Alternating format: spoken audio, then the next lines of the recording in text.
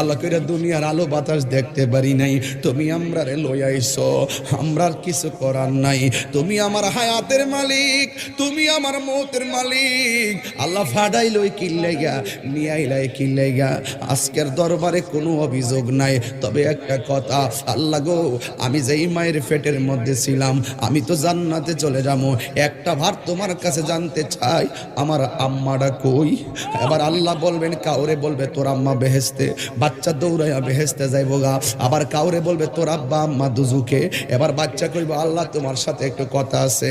ডাক দিয়া বললে, আল্লাহ একটা কথা আছে গো, আমি তো জান্নাতে চলে যাবো, আমার আম্মা আব্বার একটু দেখাইয়া দাও না।